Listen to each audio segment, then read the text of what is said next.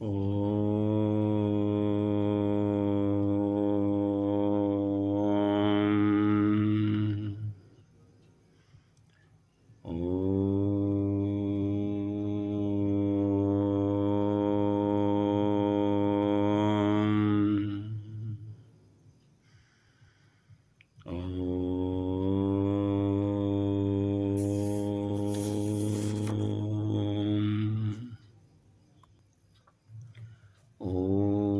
ईशावास्यम् इदं सर्वं यत्किंच जगत्यां जगत् तेन त्यक्तेन भुंजिताः मा गृध कश्यस्विद्धनम्। उपनिषद की श्रृंखला में ईशोपनिषद का दूसरा भाग आपकी सेवा में प्रस्तुत है। पहले हमने 3 मंत्रों को देखा था। अब चौथे मंत्र को आरंभ करते हैं।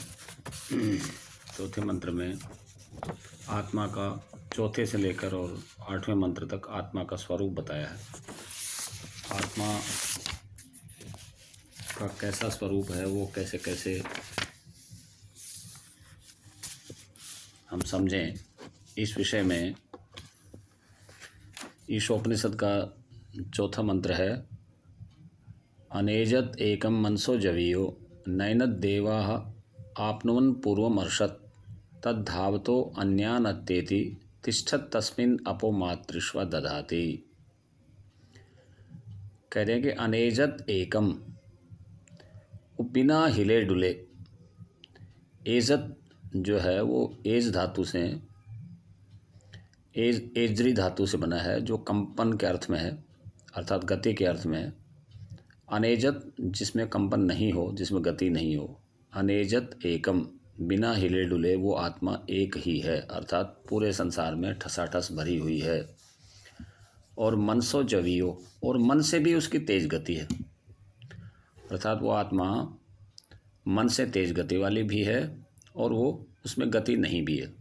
क्योंकि जो सर्वव्यापक पदार्थ होता है, सर्वव्यापक पदार्थ कभी भी, सर्वव्यापक पदार्थ में गति की संभावनाएं सारी समाप्त हो जाती हैं। क्योंकि गति जो है वो, गति के लिए कोई स्थान चाहिए, और गति उसी में संभव है जो पहले किसी स्थान में नहीं हो और फिर किसी स्थान में जाए। तो ये आत्मा का स्वरूप ऐसा बताया जा रहा है कि वो ना तो उसमें गति के लिए कोई संभावना नहीं है, परंतु वो मन से भी तेज गति वाला क्यों बताया जा रहा है कि ये इंद्रियां, नैनत देवा आपनुवन् पूर्वमर्षत्, इंद्रियों रूपी जो देव हैं वो जहाँ भी जाते हैं वो आत्मा पहले से ही वहाँ मिलता है। अर्थात जहाँ जहाँ भी ये जाते हैं तो इनको ऐसा लगता है कि तो मेरे से पहले ही यहाँ पर आ गया। तो इस प्रकार से अनेजत एकम मनसो जवीयो नैनत देवा आपनुवन् पूर्वमर्षत्, पहले से ही आई हुई जो है ये आत्मा है। आई हुई तो क्या है तो पहले से ही हो, लेकिन एक रूपक के रूप में ये बात प्रस्तुत की जा रही है कि वह आत्मा सब जगह पहले से ही गया हुआ सा प्रतीत होता है। तद्धावतो अन्यान अत्येति, और वो सब जगह पहुंचा हुआ होने के कारण सबसे, सबका अतिक्रमण कर जाता है। अन्यान अत्येति, धावतो मतलब दौड़ लगाते हुए, अन्यान अत्येति सबको पार कर जाता है, सबका अतिक्रमण कर जाता है, सबसे पहले पहुंच जाता है। पहुंचता तो क्या है तो पहले से ही, परंतु ऐसा रूपक बनाकर बताया जा रहा है। और तिष्ठत तस्मिन् अपो मातृष्व दधाति, और वो एक जगह स्थित रहते हुए ही, तिष्ठत, तिष्ठत शब्द का अर्थ होता है बैठे रहना या एक जगह स्थित रहना। तो उसके वो बैठे हुए ही, यानी एक जगह रहते हुए ही, मातृष्व दधाति, मातृष्व कहते हैं वायु को, मातृ यानी आकाश में जो घूमती रहती है, इसलिए उसको मातृष्वा कहते हैं। कि मातृष्वा जो वायु जो है वो जलों को धारण कर लेती है, यानी खुद सूक्ष्म होते हुए भी अपने से कम सूक्ष्म, यानी अपने से जो स्थूल जो जल हैं उनको भी वो धारण कर लेती है, अर्थात बरसात आदि का कारण बनती है। इसका एक दूसरा अर्थ भी किया जाता है, मातृष्वा दधाति का मतलब वो आत्मा सब जगह रहते हुए ही, सबसे सूक्ष्म होते हुए भी सारे संसार के कर्मों का विभाग कर देती है। सब जीवात्माओं को, सब व्यक्तियों को अपने अपने कार्य में लगा देती है, अपने अपने ज्ञान और अपनी अपनी कर्म के अनुसार सभी को अपने अपने कर्म में लगा देती है। तो ये चौथे मंत्र का अर्थ हुआ अनेजत एकम मनसो जवियो नैनत देवा आपनुवन पूर्वम अर्षत, कि वो आत्मा जो है वो बिना चले हुए ही, बिना गति के ही रहती है, और वो एक ही आत्मा है। क्योंकि सारे सारे विश्व में, सारे संसार में, सब जगह वो ठसाठस भरी हुई है। और मन सो जवियो, और मन से भी वो तेज है। और मन से तेज क्यों है कि नैनत देवा आपनुवन पूर्वमर्शत, कि ये देव अर्थात हमारी इंद्रियां जो हैं, और मन आदि, बुद्धि आदि, बाहरी इंद्रियां और अंतःकरण आदि, ये उसको जहाँ भी जाते हैं पहले से ही पाते हैं, और वो दौड़ते हुए सबसे पार हो जाता है। और वो एक जगह रहते हुए ही सब कर्मों को स्थापित करता है। या वायु जो मातृस्वा जो है, मातृस्वा का सीधा अर्थ तो वायु ही होता है, और वायु जो है वो अपने से स्थूल जल को उठा लेती है, अर्थात बरसात का कारण बनती है। फिर जो है 5वें मंत्र में कहा गया है तद एजति तन्न एजति, उसी बात को अच्छे से कहा है। पहले जो बात कही थी उस आत्मा के स्वरूप को ही फिर से बताया जा रहा है दूसरे शब्दों में। तद एजति तन्न एजति तद दूरे तद उवंतिके तद अंतरस्य सर्वस्व तदु सर्वस्व अश्व बाह्यतः, कि वो एजति अर्थात वो गति करता है, और तत् न एजति, और वो गति नहीं भी करता। वो आत्मा गतिवान भी है और गति नहीं भी करता। दोनों प्रकार की बातें कहकर ये सिद्ध किया जा रहा है कि उसमें नहीं रहते हुए भी गति जैसा आभास होता है। तद दूरे तद उवंतिके, और वो सबसे दूर भी है और सबसे पास भी है। दूर उनके लिए है जिनके जिनके जिनके ज्ञान में आत्मा नहीं है, आत्मा का स्वरूप जो नहीं जानते उनके लिए बहुत दूर है। और तदु अंत के मतलब बिल्कुल पास में। जो ज्ञानी हैं, जो आत्मा के स्वरूप को जानते हैं, उनके वो सदा पास में ही रहती है। और तद अंतरस्य सर्वस्व, और वो सब के अंदर भी है। तद अंतरस्य सर्वस्व, तद अंतरस्य सर्वस्व, सब के अंदर भी है। और तद उ सर्वस्व अश्य बाह्यतः, और वो सब कुछ के बाहर भी है। सब कुछ के अंदर भी है, सब कुछ के बाहर भी है।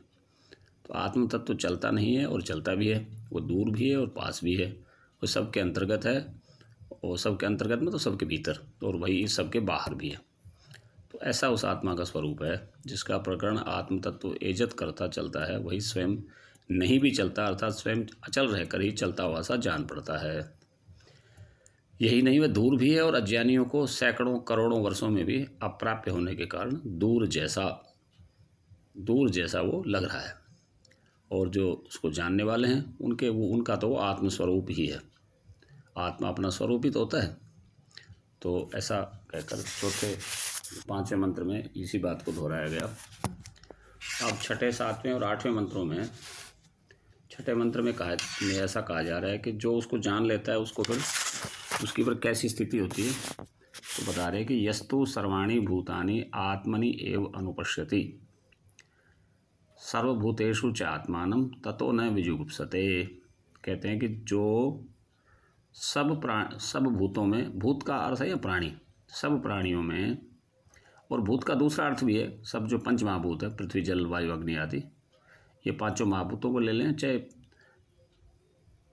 प्राणियों को ले लें, कि सब भूतों में अपनी ही आत्मा को देखता है, कि सर्वत्र अपनी ही आत्मा को देखता है, कि सब जगह मैं ही हूँ, मेरी ही आत्मा है, या मेरे जैसी आत्मा, एक ही बात है। वो तो दो व्याख्या हैं भिन्न भिन्न। जो अद्वैतवाद को स्थापित करने वाले शंकराचार्य जी जैसे महापुरुष हैं, वो तो यही कहेंगे कि वो मेरी ही आत्मा है। और स्वामी दयानंद जी महाराज जैसे जो दूसरे महापुरुष हैं, वो ये कहेंगे कि वो मेरी जैसी ही आत्मा है। तो इन दोनों में कोई बहुत ज़्यादा भेद नहीं है, दोनों ही अर्थों को हम समझ सकते हैं। यस्तु सर्वाणि भूतानि आत्मा एवं अनुपश्यति, जो सब प्राणियों में अपनी आत्मा को ही देख लेता है। सर्वभूतेषु च आत्मानम, और सब प्राणियों को अपनी आत्मा में देख लेता है। सर्वाणि भूतानि आत्मनि, अपनी आत्मा में देख लेता है। और सर्वभूतेषु च आत्मानम, और सब भूतों में अपनी आत्मा को देख लेता है। ततो न विजुगुप्सते, उसको फिर किसी से कोई घृणा नहीं हो सकती, किसी के प्रति कोई ऐसा भाव नहीं हो सकता, क्योंकि वो दूसरा कोई है ही नहीं। एक तो इसका ये भी अर्थ कर सकते हैं, और दूसरा ये भी कहेंगे सब मेरे जैसे ही हैं। जैसे मेरी आत्मा है वैसे आत्मा तो इनकी भी शुद्ध है, परंतु इनका अंतःकरण जो है वो किसी कारण से मलिन है, और मलिन अंतःकरण के कारण ही ये कुछ ठीक नहीं कर रहे।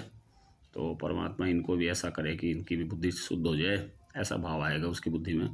फिर ऐसा भाव नहीं आएगा कि इसको मैं कोई दंड दूँ या इसको कोई उसके प्रति कोई घृणा का, नफरत का भाव नहीं आएगा। फिर इसी बात को 7वें मंत्र में थोड़ा और अलग तरीके से कहते हैं, यस्मिन् सर्वाणि भूतानि आत्मैव अभूत विजानतः तत्र को मोहः क शोकः एकत्वम् अनुपश्यतः। यस्मिन् सर्वाणि भूतानि, जिस समय ज्ञानी पुरुष के लिए यह सब भूत आत्मा ही हो गए, यानी आत्मा आत्मवत ही हो गए, आत्मवत सर्वभूतेषु, ऐसा भी आएगा आगे।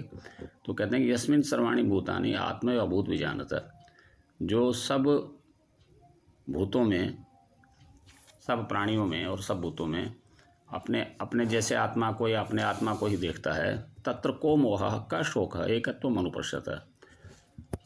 फिर जो मोह और शोक है, शोक और मोह तो सदा दूसरी वस्तु के लिए होता है, अपने लिए तो होता नहीं कभी, और अपने जैसों के लिए भी नहीं होता कि जैसा मैं हूँ वैसा ही ये है। जब ऐसा भाव आ जाए तो वही पिछले मंत्र का जो भाव था उसी को थोड़ा सा अलग शब्दों में दोहरा रहे हैं कि यस्मिन् सर्वाणि भूतानि आत्मैव अभूत विजानतः, सब प्राणियों को अपनी आत्मा अपने आत्म स्वरूप ही देखता है, आत्मा एव अभूत विजानता है कि ये तो सब मेरी आत्मा के जैसे ही हैं, मेरी आत्मा ही हो गए हैं। तत्र को मोह का शोक एकत्वम् अनुपश्यतः, उसको फिर किस बात का शोक और किस बात का मोह, जब एकत्व ही हो गया, सब कुछ को एक ही जब स्वीकार कर लिया तो फिर शोक किस बात का और मोह किससे। इस प्रकार से आत्मा का स्वरूप बता के अब 8वें मंत्र में फिर सब कुछ का उपसंहार कर रहे हैं। कुछ लोग इसकी ऐसी व्याख्या भी करते हैं और कुछ लोग ऐसा भी कहते हैं कि ये जो 4 श्लोक हैं, इनमें ये 2 श्लोक, छठा और 7वां, ये जीवात्मा के लिए हैं, और पहले जो थे चौथा और 5वां और ये 8वां, ये 4 मंत्र, ये 3 मंत्र जो हैं ये परमात्मा के लिए कहे जा रहे हैं। ऐसा भी कुछ लोग मानते हैं, कुछ लोग ऐसा नहीं भी मानते, उसमें कोई बहुत ज़्यादा भेद नहीं है। तो अब 8वां मंत्र कह रहे हैं, इसको परमात्मा का स्वरूप भी कह सकते हैं। तो स पर्यगात शुक्रम अकायम अव्रणम अस्नाविरम शुद्धम अपाप विद्धम कविर मनीषी परिभू स्वयंभू अथा तथ्यतोर्थान व्यदधात शाश्वतीभ्य समाभ्य। कह रहे हैं कि स पर्यगात, स मानी वह मानी वह परमात्मा या आत्मा, वो पर्यगात है, सब जगह गया हुआ है, सब जगह पहले से ही है, या सब जगह गया हुआ यानी सर्वव्यापक है। वो सर्वगत सर्वव्यापक जो है, और वो कैसा है, शुक्र है, अर्थात वो पूरी तरह से शुद्ध है, या दूसरा अर्थ ये भी करते हैं कि वो परम शक्तिशाली है, सर्वशक्तिमान है। और वो अकायम है, उसकी कोई काया नहीं है, उसका कोई शरीर नहीं है। और अव्रणम, उसका कोई एक तो अवर्ण का अर्थ ये भी हो सकता है उसका कोई रंग नहीं है, और दूसरा अर्थ ये भी कर सकते हैं कि अवर्ण मतलब उसमें कोई छिद्र नहीं है, यानी पूरे संसार में वो ठसाठस है, उसके लिए कहीं पर एक सुई की नोक के बराबर भी उससे कोई खाली स्थान नहीं है। तो कह रहे हैं कि स पर्यगात शुक्रम अकायम अव्रणम, फिर आगे कह रहे हैं अस्नाविनम, उसकी कोई नस नाड़ी नहीं है, जब शरीर ही नहीं है तो फिर नस नाड़ी कहाँ से होगी। और वो शुद्ध है, अर्थात पूर्ण शुद्ध है, उसमें किसी प्रकार की कोई अशुद्धि उसको छू भी नहीं सकती। और अपाप विद्धम, पाप आदि से वो विद्ध नहीं है, पाप आदि उसको छूते भी नहीं है, पाप आदि का उस पर कोई असर नहीं पड़ता, या वो पाप आदि नहीं करता। पाप आदि तो वही करेगा जिसको कोई कुछ इच्छा होगी, जिसमें कुछ कमी होगी, वही तो पाप का सहारा लेगा। जिसमें कोई कमी नहीं है, कोई इच्छा नहीं है, जो संपूर्ण है, उसको पाप तो क्या पुण्य की भी आवश्यकता नहीं है। लेकिन पुण्य वो हमारे लिए करता है कि हम जो जीवात्मा जो हैं, जो संसार में भटके हुए हैं, जो अपने अज्ञान के कारण धक्के खा रहे हैं, हमारा किसी प्रकार से कल्याण हो, इस भावना से वो परमात्मा हम पर तो दया करता है, परंतु वो अपने लिए उसको कुछ नहीं चाहिए। और कह रहे हैं कि वो कवि है, कविर मनीषी, वो कवि है और मनीषी है। कवि माने क्रांत दृष्टा, क्रांत दर्शी जो है, यानी जो सब कुछ जानता है, कुछ भी उससे छुपा हुआ नहीं है, ऐसा वो कवि है। और वो मनीषी है, सबके अंदर क्या चल रहा है वो सबका वो मनन भी करता है। और परिभू है, सबसे ऊपर है, उससे ऊपर और कुछ नहीं है। और वो स्वयंभू है, अर्थात वो अपना कारण स्वयं ही है, उसका कोई दूसरा कोई कारण नहीं है। परमात्मा अकारण है, मानी उसका कोई दूसरा कारण नहीं है, उसका कोई दूसरा कहीं से वो उत्पन्न नहीं होता, किसी कारण से उत्पन्न नहीं होता, वो स्वयं ही अपना कारण है। और वो स्वयंभू है।